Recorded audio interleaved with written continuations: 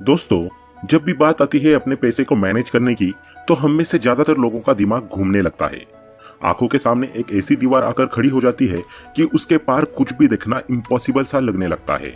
बस यही वह जगह है जहां पर हम मात खा जाते हैं और जीवन भर पैसा कमाने के बाद भी हमें समझ ही नहीं आता आखिर ये पैसा गया तो गया कहाँ। गौर से देखा जाए तो एक गरीब और एक अमीर व्यक्ति में सबसे जो बेसिक फर्क है वो यही है। अमीर ये अच्छी तरह से जानता है कि उसे अपना पैसा कैसे मैनेज करना है। उसे ये पता होता है कि उसका पैसा कहाँ से आ रहा है और कहाँ पर कितना खर्च हो रहा है। जबकि दूसरी तरफ गरीब व्यक्ति यह अनुमान लगाने में ज्यादातर नाकाम ही रहता है कि उसका पैसा खर्च कहाँ हो रहा है। तो दोस्तों, आज के इस वीडियो में हम आपकी इस समस्या का समाधान लेकर आ गए हैं। समाधान में हम बताएंगे कि कैसे आप बस एक फॉर्मूला को फॉलो करके अपने मनी को अच्छी तरीके से मैनेज कर सकेंगे। साथ ही अपने पैसे को काम पर लगाकर कैसे ज्यादा से ज्यादा पैसा कमा सकते हैं, इसके बारे में भी हम विस्तार पूर्वक चर्चा करेंगे। तो चलिए शुरू करते हैं। तो दोस्तों, आज इस वीडियो में हम जिस फॉर्मूले की बात कर रहे हैं वो फॉर्मूला है 75 15 10। अब आप सोच रहे होंगे कि ये कैसा अजीब सा फॉर्मूला है भाई, न कोई सिर न कोई पैर। तो घबराइए मत, ये फाइनेंस का फॉर्मूला है, मैथ का नहीं। यहाँ 75 का मतलब है 75%, यानी कि आपको अपनी इनकम मंथली जितनी भी आपके पास आती है उसे इन 3 पार्ट्स में डिवाइड कर लेना है। 75%, 15% और 10%।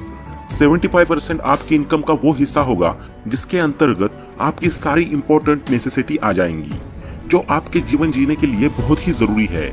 इनमें सबसे इम्पोर्टेंट हो गया आपके घर का रेंट या फिर EMI, जो आपको हर हालत में देना ही देना है। इसके बाद आती है आपकी यूटिलिटीज, यानी कि रोजमर्रा की जरूरतें, जैसे इलेक्ट्रिसिटी, पानी, गैस, इंटरनेट, आपके फोन का bill, groceries, transportation, health care and education.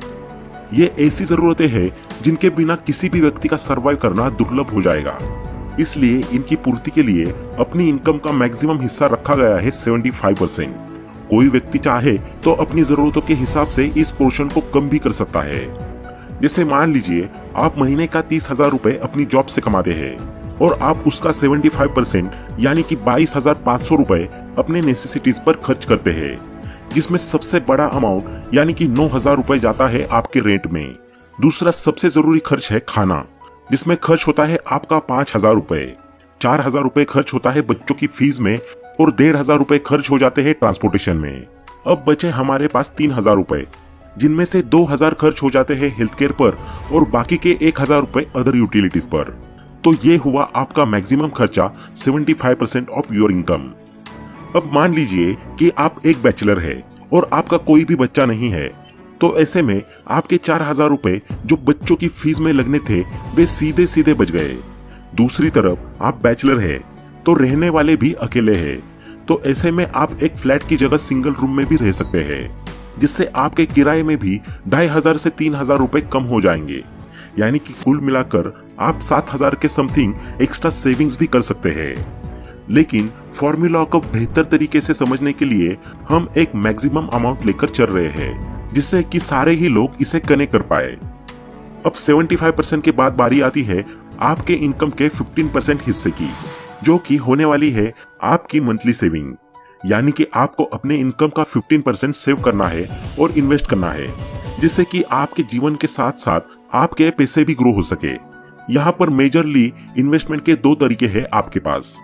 सबसे पहला तरीका है कि आपको अपने लिए एक इमरजेंसी फंड बनाना होगा, जिसके अंतर्गत आपको 15% में से 3 से 5% रुपया हर महीने रखना होगा।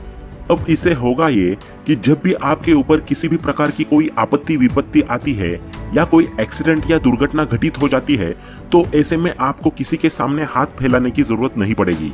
आप बड़ी ही आसानी से अपनी इस सिचुएशन के साथ डील कर पाएंगे और अपना इलाज करा पाएंगे।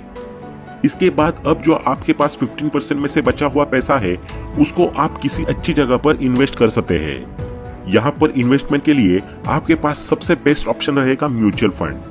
इसकी वजह है कि म्यूचुअल फंड एक ऐसी जगह है जहां पर आपके पैसे को फलने फूलने का बेहतरीन मौका मिलता है। म्यूचुअल फंड में वैसे तो आपके पास कई सारे ऑप्शंस होते हैं, लेकिन जो सबसे बेहतरीन और सेफेस्ट ऑप्शन है वो है इंडेक्स फंड, जहां पर आपको सिक्योरिटी के साथ साथ एक बेहतरीन रिटर्न प्राप्त करने का भी मौका मिलता है। इंडेक्स फंड के थ्रू आप किसी स्पेसिफिक कंपनी में नहीं बल्कि एक ग्रुप ऑफ कंपनीज के अंदर पैसा इन्वेस्ट करते हो, यानी कि इस ग्रुप के अंदर गवर्नमेंट के द्वारा सिलेक्टेड मार्केट की वो टॉप 50 कंपनीज होती है जो मार्केट में लगातार बेहतर परफॉर्म कर रही है। और सबसे अच्छी बात यह है कि अगर किसी कंपनी की परफॉर्मेंस बिगड़ जाती है तो इंडेक्स फंड से उस कंपनी को बाहर का रास्ता दिखा दिया जाता है, फिर उसकी जगह एक नई कंपनी को ग्रुप में ऐड कर दिया जाता है जिसका परफॉर्मेंस ग्राफ पिछली कंपनी से बेहतर चल रहा है। इस तरह इंडेक्स फंड इन्वेस्टर को होने वाले घाटे को मिनिमाइज कर देता है।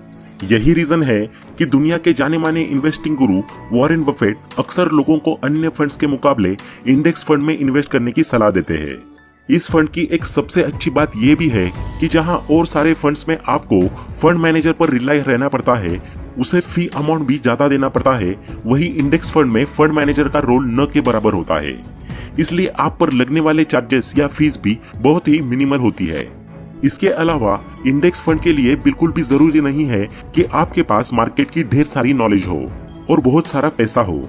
आप इंडेक्स फंड में बिना कुछ जाने अपने घर से ही मोबाइल ऐप के थ्रू 500 रुपए जैसा छोटा अमाउंट भी इन्वेस्ट कर सकते हैं। और अगर आप अपने इस फिक्स्ड अमाउंट की SIP कर लेते हैं तब तो फिर आपको किसी फंड मैनेजर या किसी बैंक के चक्कर काटने की जरूरत नहीं है, क्योंकि हर महीने जो भी अमाउंट आपने फिक्स कर रखा है वो ऑटोमेटिकली आपके अकाउंट से डिडक्ट होकर इंडेक्स फंड में इन्वेस्ट हो जाया करेगा। तो दोस्तों, अगर आपने अभी तक अपनी इन्वेस्टमेंट की जर्नी शुरू करने के लिए डीमैट अकाउंट ओपन नहीं किया तो अभी ही कर लीजिए सबसे बेस्ट ब्रोकर के साथ। आपको लिंक डिस्क्रिप्शन बॉक्स और फर्स्ट कमेंट में मिल जाएगी।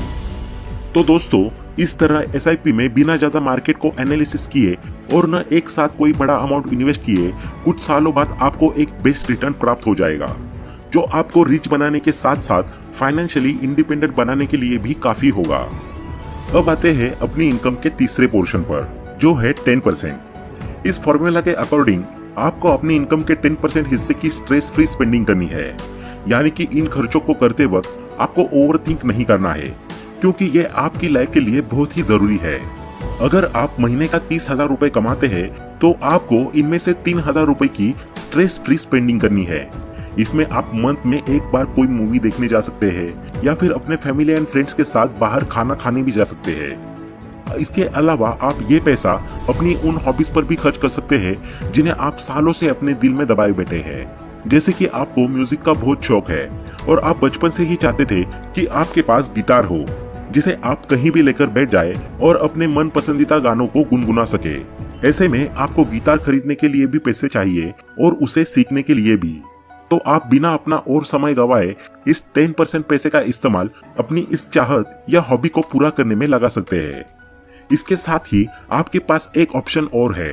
अगर आप एक ट्रैवलिंग लवर है और आपको घूमना फिरना बहुत ही ज्यादा पसंद है तो ऐसे में आप हर महीने बचने वाले इस 10% पैसे को अगले 3 महीने तक जोड़े और निकल जाए अपनी फैमिली या फ्रेंड्स के साथ किसी ट्रिप पर।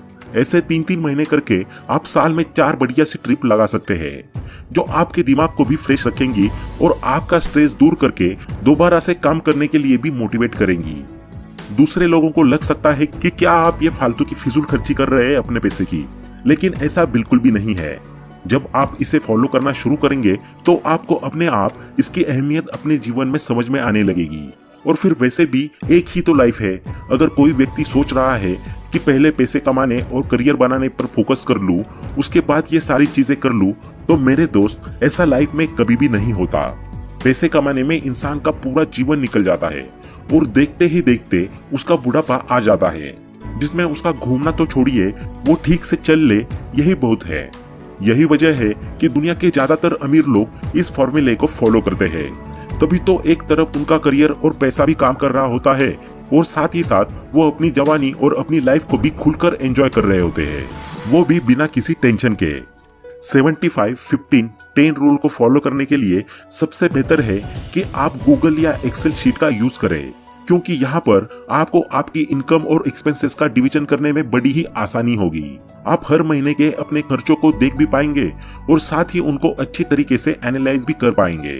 वहीं दूसरी ओर अगर आप एक ऐसे पर्सन है जो बिल्कुल भी टेक्निकल फ्रेंडली नहीं है, एक्सेल तो छोड़िए, आपको बेसिक कंप्यूटर भी नहीं आता, तो ऐसे में आपको चाहिए कि आप अपने पास नोटबुक और पेन हमेशा रखें। एक्सेल गूगल शीट की तरह नोटबुक के पन्नों पर रो और कॉलम्स बना ले, ताकि बड़ी ही आसानी से आप अपने खर्चों और इनकम का डिवीजन कर पाए, क्योंकि तभी आपके लिए पॉसिबल होगा कि आप 75-15-10 रूल को ईमानदारी के साथ फॉलो कर पाए और आने वाले समय में अपनी इनकम का कुछ % हिस्सा इन्वेस्ट करके उससे बेहतरीन रिटर्न गेन कर पाए।